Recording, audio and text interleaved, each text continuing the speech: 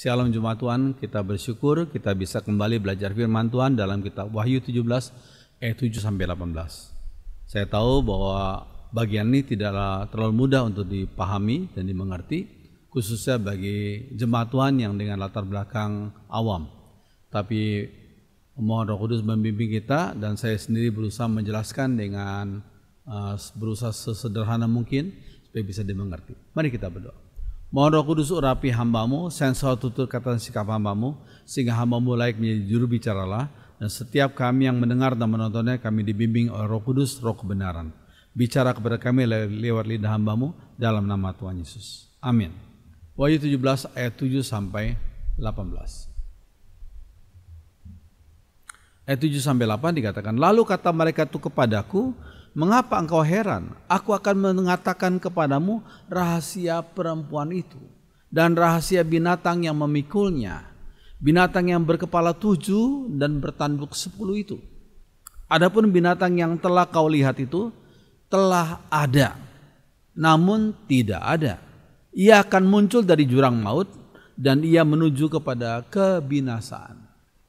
Dan mereka yang diam di bumi, yaitu mereka yang tidak tertulis di dalam kitab kehidupan sejak dunia dijadikan, akan heran apabila mereka melihat bahwa binatang itu telah ada namun tidak ada dan akan muncul lagi.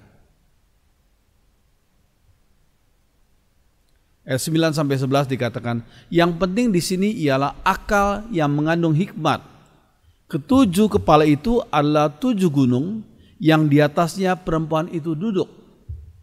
Ketujuhnya adalah juga 7 raja. 5 diantaranya sudah jatuh, yang 1 ada, dan yang lain belum datang. Dan jika ia datang, ia akan tinggal seketika saja. Dan binatang yang pernah ada dan yang sekarang tidak ada itu, ia sendiri adalah raja ke-8. Dan namun demikian, 1 dari ketujuh itu, dan ia menuju kepada kebinasaan.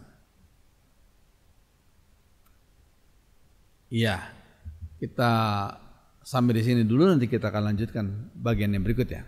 Kita membahas ayat yang ke-7 dulu. Dikatakan satu malaikat mulai menjelaskan kepada Rasul Yohanes tentang penglihatan mengenai perempuan yang duduk di atas binatang itu. Perempuan. Namun penjelasan yang diberikan oleh malaikat itu kepada Yohanes mungkin masih agak sukar bagi kita yang hidup pada abad 21 Masehi ini. Karena kita nggak tahu latar belakangnya. Ya, untuk kita bisa memahaminya walaupun dijelaskan oleh Rasul Yohanes juga bagi kita agak sukar. Kita mulai dengan pokok yang cukup jelas dalam penjelasan malaikat tersebut, yakni dalam ayat 9. Dikatakan yang penting di sini ialah akal yang mengandung hikmat. Ketujuh kepala itu adalah 7 gunung yang di atasnya perempuan itu duduk. Ya, hampir semua penafsir Alkitab sependapat. Di sini dijelaskan bahwa perempuan itu adalah kota Roma itu sendiri. Kota Roma pada zaman dulu ya, pada zaman Rasul Yohanes hidup. Ya. Kota Roma itu sendiri, sebab Roma pada zaman Perjanjian Baru, bukan Roma sekarang ini ya, tapi Roma pada zaman Perjanjian Baru didirikan di atas 7 bukit. Ya, saudara lihat di situ ada 7 bukit. Saya kasih tanda panah merah di situ. Ya. Silakan saudara tuh 1, 2, 3, 4, 5, 6, 7 7 bukit. Ya. Bandingkan pengarang-pengarang yang terkenal dari zaman dahulu kala. Misalnya Vergilius, kemudian Horatius, Ovidius, dan Cicero. Ini pengarang pada zaman dahulu ya. Berulang kali menyebut Roma, kota Roma itu sebagai kota di atas 7 bukit. Ini adalah kota Roma dalam abad pertama, ya, abad pertama sebelum Masehi, di situ gambarnya, dan sejak sampai kepada zaman Perjanjian Baru, yaitu zaman Rasul Yohanes, masih tetap kira-kira sama. Ya. Makna kedua dari ayat 9 tentang 7 raja, maksudnya adalah 7 kaisar Romawi. Tentang ketujuh kaisar Romawi itu, sang malaikat dalam ayat 10 dan 11 mengatakan sebagai berikut. Ayat 10 dan 11 ya. Ketujuhnya adalah juga 7 raja. 5 diantaranya sudah jatuh. Yang 1 ada dan yang lain belum datang. Dan jika ia datang, ia akan tinggal seketika saja. Dan binatang yang pernah ada dan yang sekarang tidak ada itu, ia sendiri adalah raja ke-8. Dan namun demikian, 1 dari ke-7 itu, dan ia menuju kepada kebinasaan. Nah, ini mungkin kita sulit memahaminya, tapi saya coba berusaha menjelaskannya pelan-pelan ya. Oke. Kemudian ayat 10 dan 11 dituliskan dalam terjemahan sehari-hari dikatakan 5 dari mereka sudah jatuh. 1 masih memerintah dan yang 1 lagi belum datang. Kalau ia datang nanti, ia harus memerintah sebentar saja. Maksudnya apa ini? Ya, dan binatang yang dahulu pernah hidup, tapi sekarang tidak hidup lagi, adalah raja yang ke-8. Ia adalah salah satu dari ke-7 raja itu juga, yang sekarang sedang pergi menuju kebinasaan. Disebut di situ raja ke-8. Iya, pertanyaannya siapakah raja ke-8 itu? Dalam konteks kerajaan Romawi waktu itu ya. Iya. Bandingkan Wahyu 13 ayat yang ketiga. Dikatakan, maka tampaklah kepadaku, kepada Yohanes, 1 dari kepala-kepalanya seperti kena luka yang membahayakan hidupnya. Kena luka. Tapi luka yang membahayakan hidupnya itu sembuh. Seluruh dunia heran lalu mengikut binatang itu. Iya. Ini ada gambar Nero Redivivus. Maksudnya apa? Coba kita lihat ya makna Nero Redivivus ini. Ya, banyak orang pada abad pertama, pada zaman Rasul Yohanes hidup ya, percaya bahwa Kaisar Nero yang pada tahun 68 Masehi melakukan bunuh diri,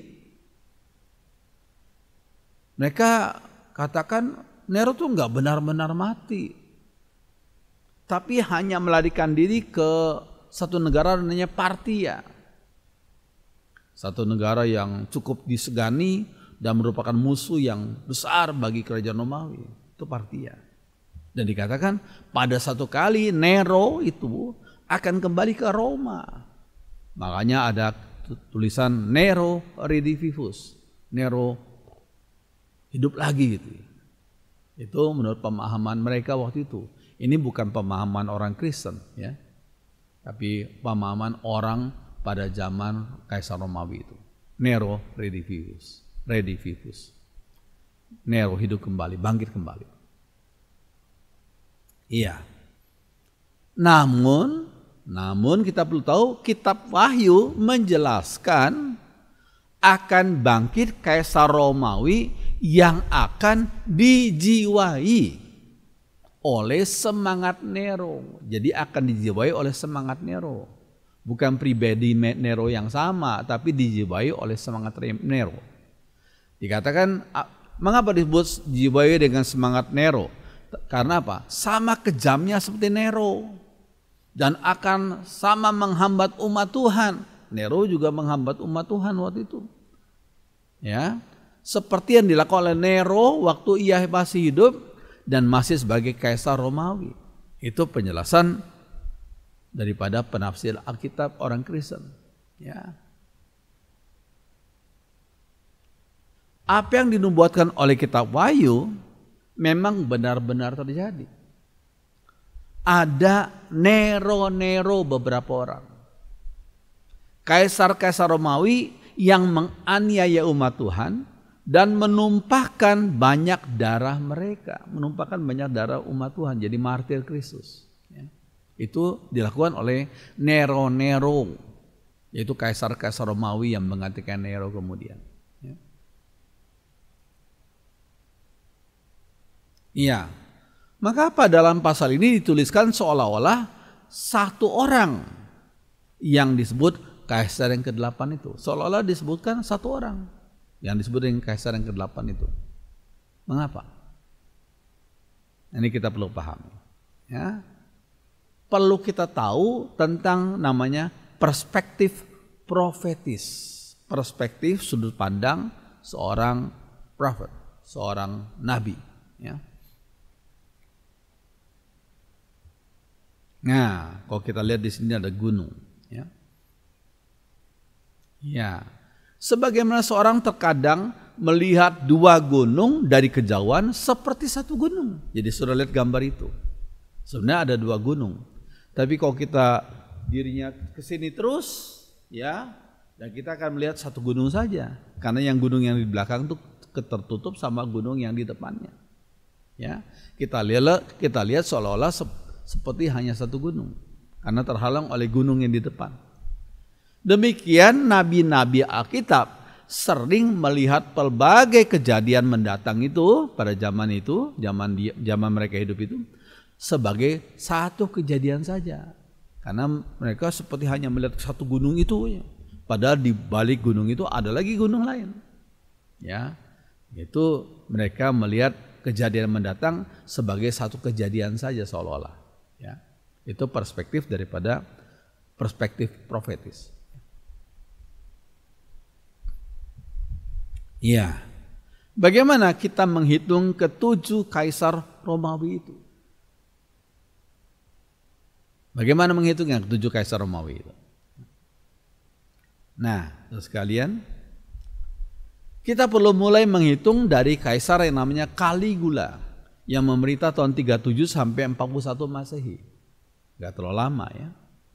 Hanya 4 tahun saja, Caligula. Ya. Kaisar Romawi pertama yang dengan jelas menganggap dirinya sebagai dewa. Kaisar Romawi pertama yang mengangkat dirinya sebagai dewa. Yang menuntut patungnya harus didirikan di Bait Allah Yerusalem. Waduh, celaka ya. Karena waktu itu Israel di bawah jajahan Romawi, dia tuntut agar patungnya Caligula ini harus didirikan di Bait Allah Yerusalem. Ya. Karena keberaniannya dan kenekatannya itu, akhirnya Tuhan hukum dia. Ya. Namun rencana tersebut, rencana mendirikan patung Caligula itu, ya, karena dia menganggap diri sebagai dewa itu, rencana tersebut digagalkan karena apa? Karena dia mangkat, dia meninggal, yang menyusul segera. Ya, bagusnya dia cuma 4 tahun saja, tapi dia crazy, gila dia. Ya. Sesudah Caligula menyusul kaisar yang kedua, ketiga, keempat, dan kelima, yaitu apa? Claudius 41 sampai 54. Nero 54 sampai 68, Vespasianus 69 sampai 79 Masehi, dan Titus 79 sampai 81 Masehi. Ya, jadi semuanya ada 5. Ya. Lalu kok tadi disebut 7? Bagaimana menghitungnya lagi? Ya. Yang 2 kemana? Nah ini. Kaisar yang ke-6 tadi kan 5 ya, sekarang 6. Yang ke-6 menurut ayat 10 memerintah pada masa Rasul Yohanes hidup waktu itu. Ketika Rasul Yohanes menerima wahyu, dia dibawa Kaisar Romawi yang namanya Domitianus tahun 81 sampai 96 Masehi. Ini patungnya. Ya, ya, dikatakan bahwa 17 ayat 10 ketujuhnya adalah juga 7 raja. 5 diantaranya sudah jatuh. Ya, sudah meninggal ya. Yang 1 yaitu Domitianus itu dan yang lain belum datang. Domitianus masih memerintah pada zaman Rasul Yohanes hidup, ya. Dan yang lain yaitu yang ke-8 belum datang. Dan jika ia datang, ia akan tinggal seketika saja. Maksudnya Domitianus yang ke-6 dan yang lain itu adalah yang ke-7, ya. Yang lain yang ke-7 belum datang, dan jika ia datang, ia akan tinggal seketika saja. Ya, kita sampai pada perhitungan 7 kaisar sekarang ini, ya. Nah, untuk kaisar yang ke-7 dan ke-8 bagi Rasul Yohanes masih berada pada masa depan waktu itu, ya.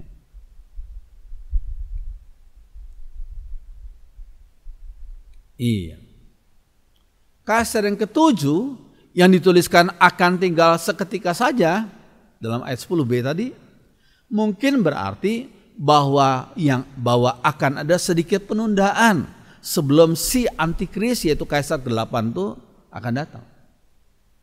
Cuma sedikit penundaan saja, ya.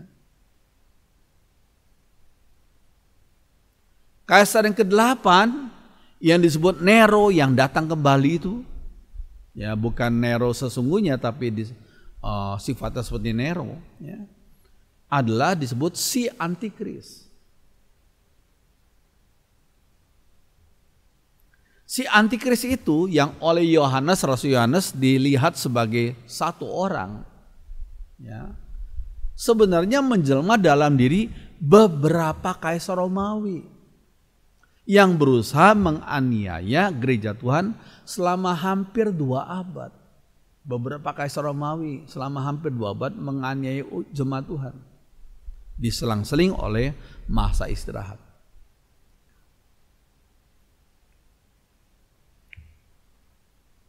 Oke, selanjutnya.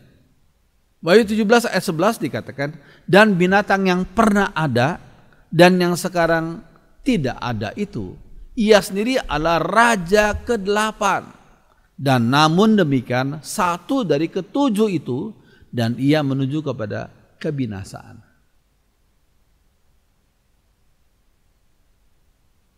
Ya. Ayat tersebut dijelaskan oleh ayat 8 sebelumnya. Di ayat 11 dijelaskan oleh ayat 8 sebelumnya. Yaitu apa? Adapun ayat 8-nya, adapun binatang yang telah kau lihat itu telah ada, namun tidak ada, dan ia akan muncul dari jurang maut, dan ia menuju kepada kebinasaan. Dan mereka yang diam di bumi, yaitu mereka yang tidak tertulis dalam kitab kehidupan sejak dunia dijadikan, akan heran apabila mereka melihat bahwa binatang itu telah ada, namun tidak ada, dan akan muncul lagi. Maksudnya apa ini? Telah ada, namun tidak ada, dan akan muncul lagi. Ini dalam bahasa simbolis, ya. Iya. Tentang kaisar ke-8 itu dikatakan ia sudah ada, telah ada dalam rupa kaisar Nero yang bunuh diri itu, ya. Namun tidak ada untuk sementara, ya. Kemudian muncul lagi dari jurang maut, dikatakan ayat yang ke-8, muncul lagi dari jurang maut. Nah, kata jurang maut di situ dalam bahasa Yunani adalah abusos, yang berarti tempat kediaman roh-roh jahat. Lihat Wahyu 9 ayat 1. Abusos, tempat kediaman roh-roh jahat. Kaisar ke-8 itu digambarkan sebagai sifatnya sebagai demonis. Walaupun ia adalah manusia biasa juga yang punya darah dan daging, tetapi bersifat demonis.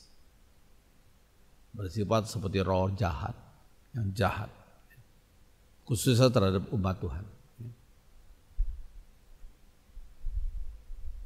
Iya, Kaisar ke-8 punya perbandingan yang kontras dengan Kristus. Kalau kita bandingkan Kaisar ke-8 yang bersifat demonis itu dengan Kristus, kita bandingkan, ya. Dalam ayat 8 diterangkan tentang Kaisar ke-8 itu sebagai pribadi yang telah ada, namun tidak ada, dan akan muncul lagi. Telah ada, namun tidak ada dan akan muncul lagi. Itu deskriptif daripada Kaisar ke-8 itu. Nah, kalau kita bandingkan dengan Tuhan Yesus dituliskan dengan jelas sebagai pribadi yang ada, yang sudah ada, dan yang akan datang. Ya, kita lihat dalam bahasa Inggris, yang ada tuh past tense, masa lalu.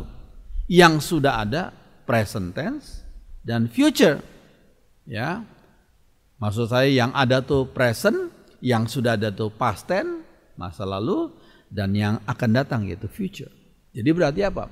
Pribadi Yesus adalah pribadi yang kekal.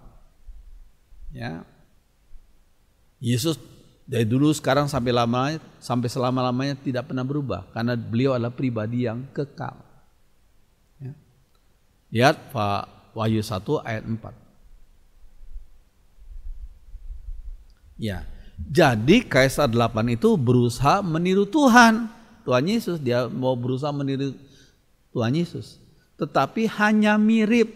Nah, kalau saudara berkata pada temanmu, kamu mirip papamu, berarti kamu beda dengan papamu.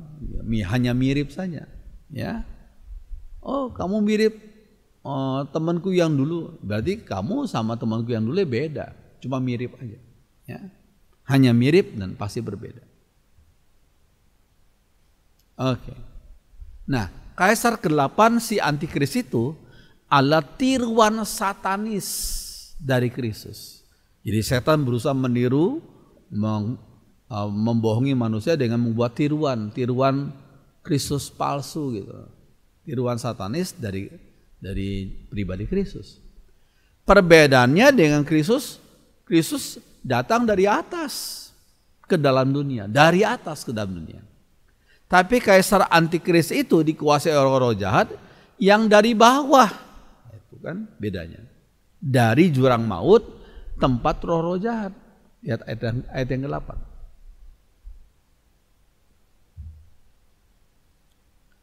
Perbedaan lainnya adalah Kristus menuju kepada kemenangan. From victory to victory. Dari kemenangan kepada kemenangan. Tapi Kaisar yang Antikris itu menuju kepada kebinasaan. Lihat ayat 8 dan 11.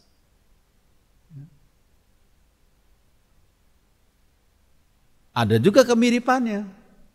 Kristus punya orang-orang yang memuji dia, memuji Yesus ya. Begitu juga dengan Kaisar ke-8 itu punya orang-orang yang memuji dan mengikuti dia. Malah dikatakan Kaisar ke-8 itu punya banyak daya tarik. Sehingga hanya orang-orang pilihan Allah saja yang namanya tertulis dalam buku kehidupan anak manusia ya. Buku kehidupan daripada Tuhan ya. Sejak dunia dijadikan dapat lepas dari daya tarik itu. Jadi daya tarik daripada Kaisar ke-8 itu luar biasa. Banyak menarik banyak orang kecuali mereka yang nama-namanya tertulis dalam buku kehidupan sang anak domba. Gak akan tertarik, gak akan tersesat oleh tiruan iblis itu. Ya. Iya. Selanjutnya, apakah manfaatnya bagi kita dari penjelasan tentang Kaisar ke-8 yang bertindak sebagai antikris itu? Kalau gitu manfaatnya apa? Pertama, manfaatnya apa? Kita lihat dalam kitab Wahyu tentang kebaikan Allah yang memelihara anak-anaknya. Dalam kondisi aniaya pun Allah tetap pelihara umatnya. Dan itu terbukti dalam sejarah, sangat terbukti dalam sejarah. Bagaimana Tuhan dengan perantaraan kitab ini, kitab Wahyu, memperingatkan bahwa penghambatan oleh kaisar-kaisar Romawi akan semakin hebat dikatakan. Dan bagaimana Allah menasihati dan menghibur umatnya dalam hal ini. Allah tidak tinggal diam. Allah yang di surga itu memperhatikan dan memelihara umatnya. Dia lebih dulu menasihati dan menghibur umatnya. Dan membuka jalan keluar bagi mereka. Ya. Puji Tuhan. Iya. Ingat ya. 1 Korintus 10 ayat 13. Bagus ya. Yuk kita baca sama-sama ayat ini. Pencobaan-pencobaan yang kamu alami adalah pencobaan biasa dikatakan. Tuhan tidak janjikan kita sebagai umatnya nggak pernah mengalami pencobaan. Oh, sering. Cuma pencobaan yang kita alami adalah pencobaan biasa yang tidak melebihi kekuatan manusia. Ini penting sekali. Tidak melebihi kekuatan manusia. Sebab Allah setia. Dan karena itu Ia tidak akan membiarkan kamu dicobai melampaui kekuatanmu. Allah itu setia. Allah yang kita kenal dalam nama Tuhan Yesus itu Allah yang setia. He is the faithful God. Dia adalah Allah yang setia. Pada waktu kamu dicobai, Ia akan memberikan kepadamu jalan keluar. Bagus ya, jalan keluar. Sehingga kamu dapat menanggung pencobaan itu. Puji Tuhan. Haleluya. Ya, itu tadi penjelasan yang pertama. Yang kedua sekarang, kita perlu diingatkan bahwa apa yang dilihat oleh Yohanes itu bukan hanya digenapi sekali, tetapi berkali-kali digenapi. Jadi apa yang dilihat oleh Yohanes tentang Kaisar ke-8 itu bukan hanya digenapi sekali, tapi berkali-kali digenapi. Memang dalam sejarah dunia ini ya, sering bangkit pemimpin-pemimpin besar dan tanda kutip ya, di dalam sejarah dunia ini yang mendirikan kerajaan-kerajaan dan mencapai hasil-hasil yang besar. Tetapi masalahnya tidak taat pada perintah Allah dan berusaha untuk menghalangi gereja Tuhan dan segala misinya. Itu kapan kejadiannya? Ya sepanjang sejarah. Ada orang yang sudah besar, sukses menjadi pemimpin politik, pimpin negara, akhirnya mereka melakukan hal-hal itu untuk melawan kehendak Tuhan. Nah, kita sebagai gereja Tuhan tidak ikut arus. Kita hanya ikut perintah Tuhan saja. Ya, kita harus jadi terang dunia dan garam dunia. Dan kita tidak hanyut oleh arus dunia ini. Puji Tuhan. Nah, kitab Wahyu juga mengingatkan kita bahwa banyak orang terpesona oleh pemimpin-pemimpin semacam antikris itu. Ya, namun jika umatnya selalu mengarahkan pandangan pada Kristus, kita perlu terus mengarahkan pandangan kita pada Yesus. Jangan pada yang lain, jangan pada pendeta, jangan pada orang-orang yang terkemuka lainnya, hanya pada Kristus saja. Maka kita, kalau kita mengarahkan pandangan kita pada Kristus, kita tidak akan tergoda dan tergiur pada godaan-godaan itu. Ya, kita perlu ingat ada satu lagu lama ya, waktu saya masih kecil, ini lagu sudah ada. Turn your eyes upon Jesus, pandanglah pada Yesus, oh pandang wajahnya mulia. Ya, ini lagu ini bagus sekali. Ya, ini lagu sudah puluhan tahun yang lalu. Kita hanya memandang pada Yesus, bukan pandang pada yang lain. Ya. Oke. Nah, Wahyu 17 ayat 12 sampai 14. Dan ke-10 tanduk yang telah kau lihat itu adalah 10 raja yang belum mulai memerintah, tetapi 1 jam lamanya mereka akan menerima kuasa sebagai raja bersama-sama dengan binatang itu. 1 jam saja. Ini dalam perspektif kitab apokaliptis yang penuh dengan simbol ya. Maksudnya apa? 1 jam saja itu. Dikatakan mereka akan berperang melawan anak domba, tetapi anak domba itu Yesus akan mengalahkan mereka. Karena ia adalah Tuhan di atas segala Tuhan dan Raja di atas segala Raja. Puji Tuhan. He is the King of Kings. He is the Lord of Lords. Ya, dalam lagunya Handel itu ya, tentang Haleluya Chorus itu. Ya. Mereka yang bersama-sama dengan dia juga akan menang. Jadi Yesus yang menang tidak dia simpan kemenangan bagi dirinya sendiri, tapi dia bagikan kepada para pengikutnya, kepada kita semua yang mengikut Yesus. Mereka yang bersama-sama dengan dia juga akan menang. Itu mereka yang terpanggil, yang telah dipilih dan yang setia ikut Yesus. Bukan hanya pertama-tamanya semangat ya, tapi selanjutnya kita loyo, kita tinggalkan. Oh, sayang sekali. Kita rugi besar, sangat rugi besar kalau kita tinggalkan Sang Juru Selamat itu, ya. Iya.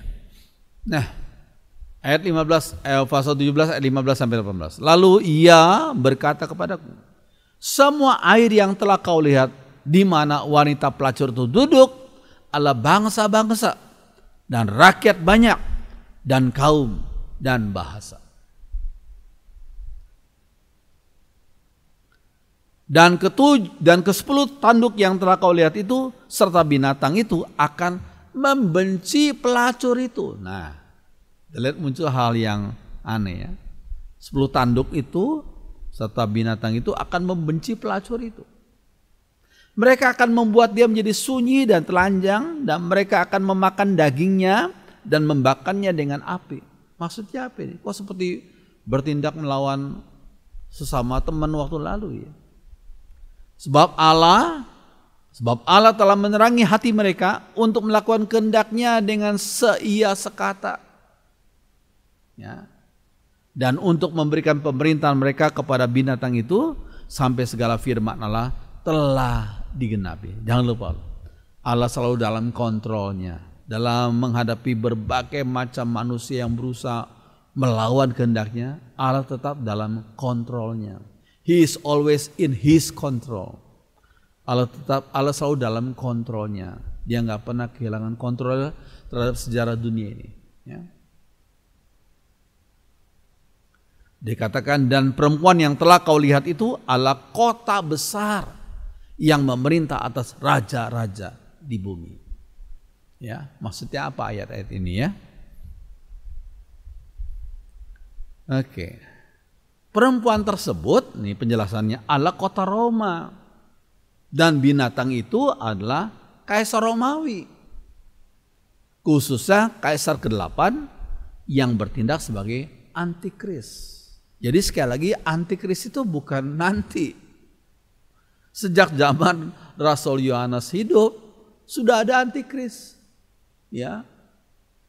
Antikris bukan nanti. Antikris maksudnya apa? Pribadi yang dijiwai oleh semangat daripada setan, manusia yang dijiwai oleh semangat setan itu ya, untuk melawan kehendak Tuhan, untuk melawan rencana Tuhan.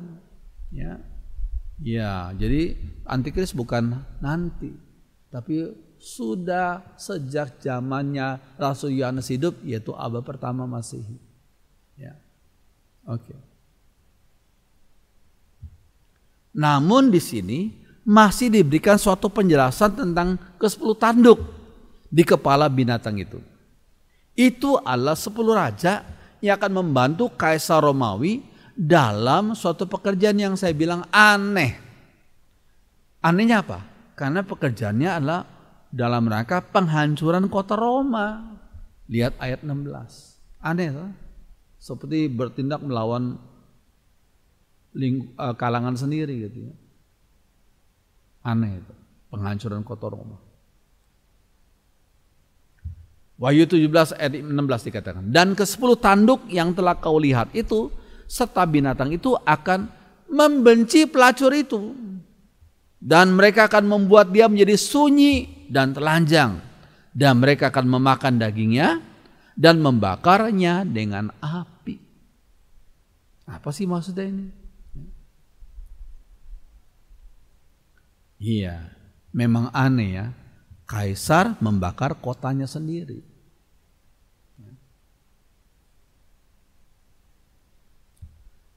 Oke. Bagaimana memahami ayat-ayat tadi? Kitab Wahyu penuh dengan kutipan-kutipan dari Perjanjian Lama. Dan mau menyatakan bahwa dengan kedatangan Kristus, wahyu-wahyu yang disampaikan oleh para nabi dalam Perjanjian Lama mendapat penerapan yang segar dan baru dengan kedatangan Kristus.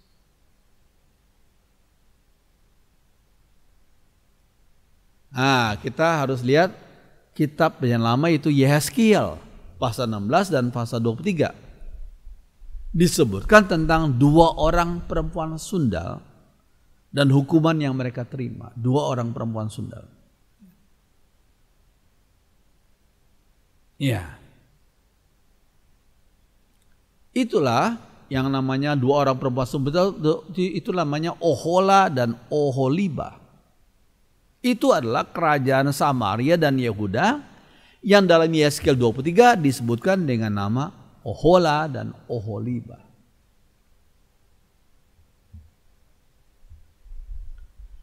Persundalan mereka, itu kerajaan Samaria dan Yehuda itu adalah bersikap nggak setia pada Allah.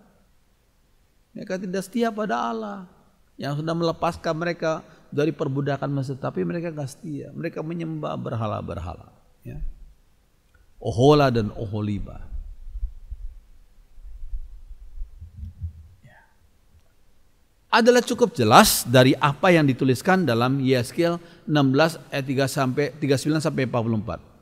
Yaitu ada kata menelanjangi, memancung dengan pedang, dan membakar rumah adalah sama dengan hukuman terhadap pelacur Roma itu. Lihat dalam Wahyu 17 ayat 16.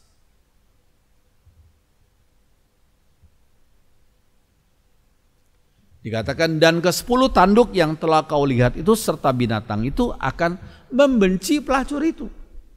Dan mereka akan membuat dia menjadi sunyi dan telanjang. Dan mereka akan makan dagingnya dan membakarnya dengan api.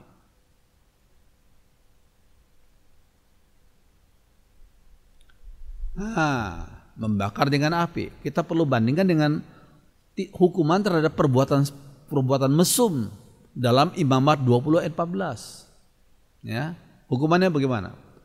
Apabila seorang laki-laki kawin dengan seorang wanita serta ibu wanita itu, wah ini gila ini ya. Dia kawin dengan wanita dan juga dia mengawini ibu wanita itu. Jadi mama dan anaknya diambil, dikawini oleh satu orang pria itu ya. Ketiga-tiganya, ya laki-laki dan kedua perempuan itu harus dibakar sampai mati. Itu hukuman Tuhan terhadap perbuatan yang sungguh tidak baik itu ya. Karena mereka melakukan perbuatan yang enggak senonoh. Perbuatan semacam itu tidak boleh ada di antara kamu. Dalam terjemahan sehari-hari ya.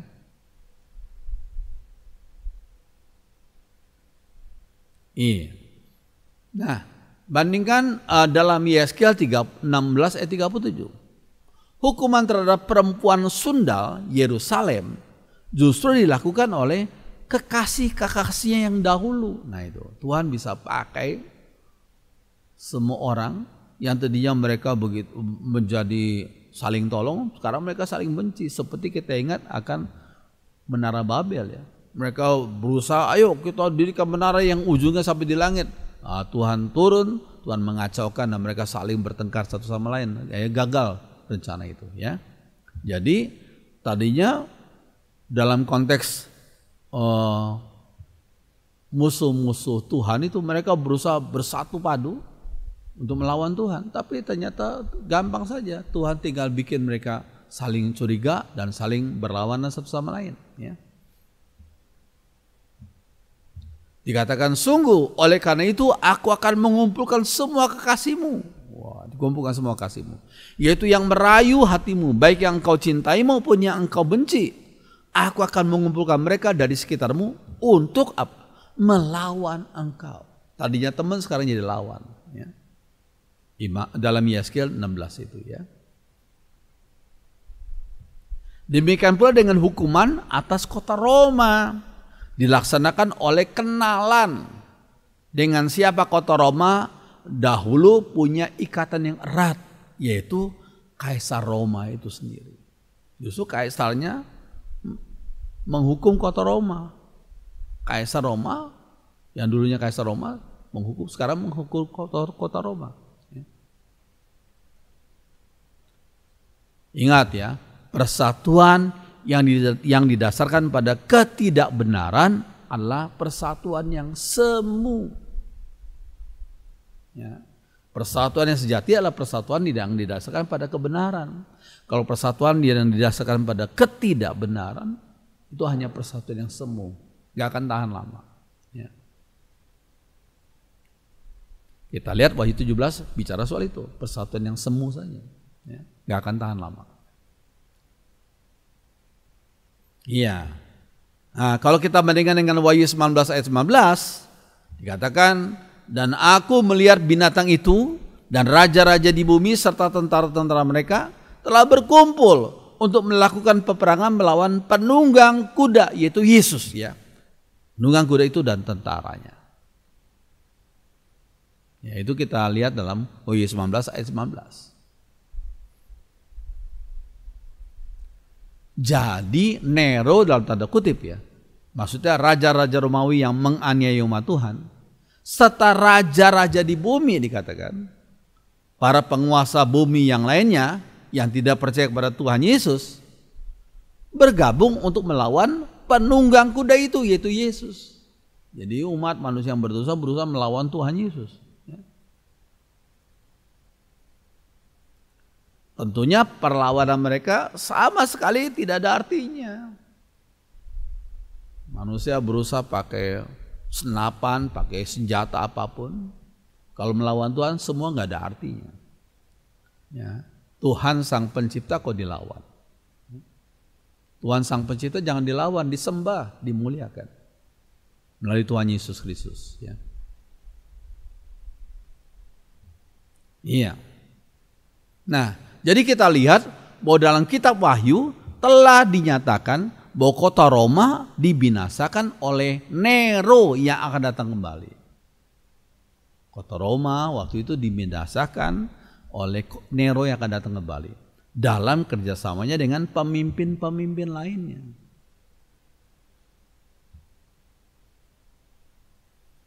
Perlu diingat bahwa Rasul Yohanes sama seperti nabi-nabi lainnya dalam Perjanjian Lama melihat masa depan dalam perspektif yang dipersingkat, dalam perspektif sudut pandang yang dipersingkat. Ya, Rasul Yohanes mempunyai perspektif sama seperti perspektif nabi-nabi lainnya dalam Perjanjian Lama. Rasul Yohanes melihat si antikris sebagai satu orang, Nero yang datang kembali, dikatakan. Tapi sebenarnya antikris itu muncul dalam diri beberapa kaisar Romawi. Dan malah sesudah lenyapnya kerajaan Romawi muncul dalam bentuk-bentuk baru. Sekarang udah nggak ada lagi kerajaan Romawi, kan? Tapi apakah antikris yang lain muncul? Oh, muncul. Dalam bentuk-bentuk yang baru. Ya. Jadi sekali lagi antikris bukan nanti, bukan. Oh, sudah terjadi, sudah muncul tuh dalam bentuk-bentuk yang baru. Ya, ingat 1 Yohanes 4 ayat 2 sampai 3.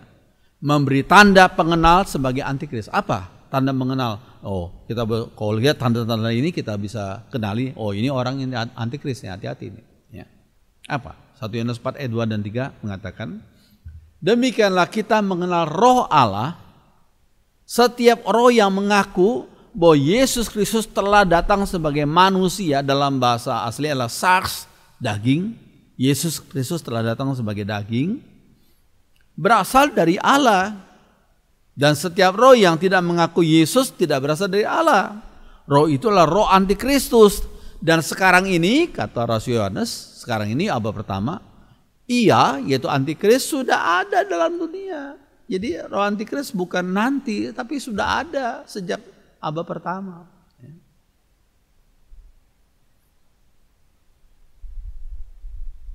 Nah, jadi Rasul Yohanes waktu itu berhadapan dengan pengajaran gnostisisme. Saya tidak menjelaskan terlalu panjang, ya hanya ini saja. Gnostisisme itu menganggap tubuh ini jahat. Tubuh manusia itu jahat. Sehingga tidak mungkin sang logos itu, firman itu menjadi daging, itu nggak mungkin. Logos pencipta yang maha suci kok jadi daging? Daging itu disebut jahat, ya. Tapi dilawan oleh Rasul Yohanes yang menulis dalam Yohanes 1 ayat 14, dikatakan firman itu, logos itu telah menjelma dalam bentuk daging, yaitu Yesus Kristus. Ya, logos menjadi sarx. Dalam bahasa kita disebut firman itu telah menjadi manusia. Tapi aslinya logos itu menjadi saks, daging. Ya. Tapi sekarang ini, beberapa abad ini, ada ajaran yang mengakui Yesus adalah sebagai manusia. Iya, mereka akui Yesus sebagai manusia, betul. Sebagai nabi. Nabi Isa disebutnya. Tetapi Yesus bukanlah Allah. Nah, ini kebalikan daripada gnostisisme.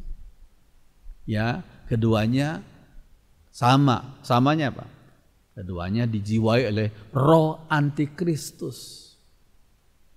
Ya, gnostisisme yang menganggap tubuh itu jahat, jadi Yesus gak mungkin menjadi tubuh, menjadi daging. Tapi sekarang ini ajaran yang sudah berabad-abad itu sampai sekarang ini menganggap bahwa Yesus adalah manusia, nabi saja, bukan sebagai Allah. Itu sama dijiwai oleh roh antikristus. Yang benar adalah Yesus adalah logos itu yang menjelma dalam bentuk daging, dalam bentuk tubuh. Yohanes 1 ayat 14. Itu ajaran yang benar. Ya. Oke. Nah, ada sederetan kaisar Romawi seperti Nero ya, yang telah menganiaya gereja Kristus dengan menumpahkan banyak darah para martir. Siapakah mereka itu? Ya. Kaisar Romawi yang menganiaya umat Tuhan itu apa? Nero 37 sampai 68. Vespasian 69 sampai 79. Domitian 81 sampai 96. Trajan 98 sampai 117. Hadrian 117 sampai 138. Marcus Aurelius 161 sampai 180. Maximinus the Thracian 235 sampai 238. Decius 249 sampai 251. Valerian 253 sampai 260. Diocletian 284 sampai 305. Dan Konstantius beserta Galerius awal abad keempat Masehi. Itulah kaisar-kaisar yang pernah menganiaya umat Tuhan. Puji Tuhan, gereja Tuhan gak hapus, bahkan berkembang luar biasa. Akhirnya Tuhan dengan kuasanya mengatur begitu Pak. Akhirnya kaisar pada abad keempat, kaisar Romawi itu menjadi Kristen. Ya, sudah lihat berikutnya ya. Oke. Nah, manusia yang sangat jahat disebut bersifat demonis. Dan kejahatannya melebihi binatang.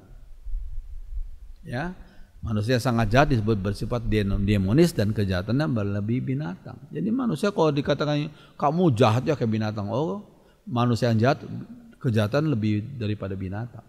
Karena binatang nggak punya akal ya. Binatang hanya bergerak secara insting saja. Nah, kita lihat ini orang ini. Hitler ya. Bandingkan sikap Hitler, diktator yang anti Kristen dan memerintah di Jerman tahun 1933 sampai 1945. Menurut Wikipedia, jumlah keseluruhan korban Holocaust, bencana pembunuhan oleh karena Nazi, itu berjumlah 11 sampai 17 juta jiwa. Itu luar biasa. 11 sampai 17 juta jiwa mati korban Holocaust. Memang manusia yang berdosa bisa sangat dikuasai oleh nafsu pembunuhan. Dari 11 sampai 17 juta itu adalah 6 jutanya adalah orang Yahudi jadi korban kematian.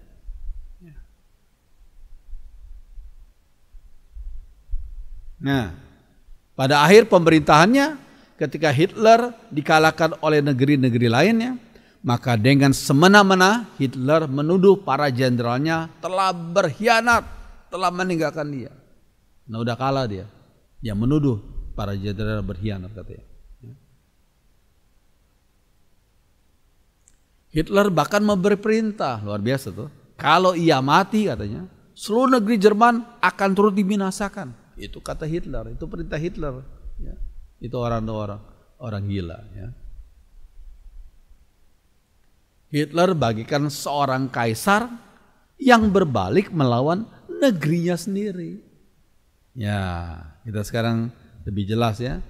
Kaisar melawan negerinya sendiri. Yaitu salah satu contohnya adalah Hitler itu. Di kalangan para menterinya terdapat perpecahan. Mereka bagaikan serigala terhadap sesamanya. Itu sejarah terjadi seperti itu. Ya. Memang persatuan yang abadi adalah persatuan yang dilandaskan pada kebenaran dan kasih Tuhan. Yuk mari kita bacain coklatnya. Persatuan yang abadi adalah persatuan yang dilandaskan pada kebenaran dan kasih Tuhan.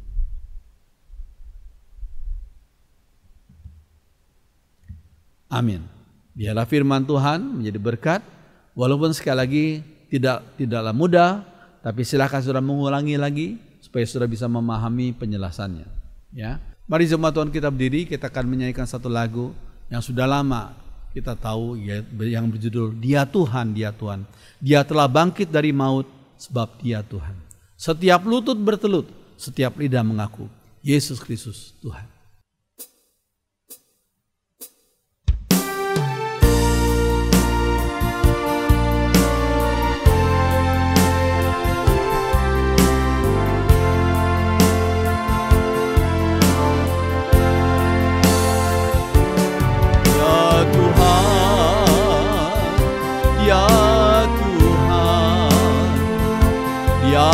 Bangkit dari maut sebab Dia Tuhan.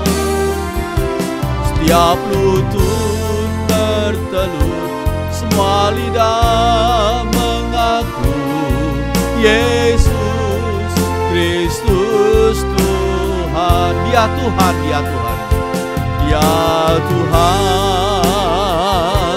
Dia Tuhan. Dia telah bangkit dari maut sebab Dia Tuhan. Setiap lutut bertelut, semua lidah mengaku Yesus Kristus Tuhan.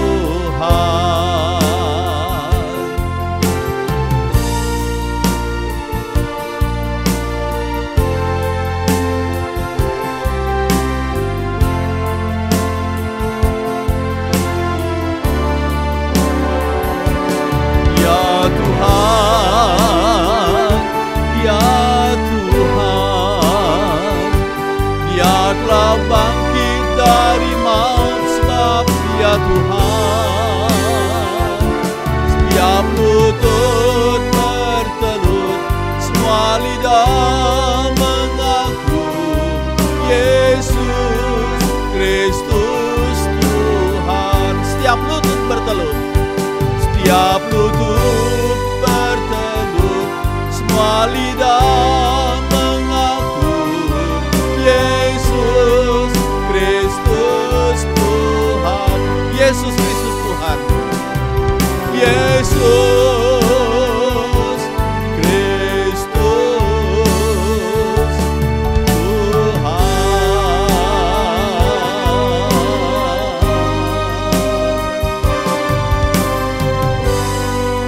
Kami bersyukur Tuhan, karena kami umat tebusan Tuhan, yang mentuhankan Kristus sebagai Tuhan kami, karena Engkaulah pencipta dan penebus kami. Walaupun banyak tantangan bahkan aniaya, tapi Tuhan menopang kami, Tuhan buka jalan, Tuhan adalah sebagai pembela kami. Terima kasih, sejak abad pertama umat Tuhan mengalami banyak tantangan. Kami bersyukur karena mereka diberi kemenangan oleh Tuhan.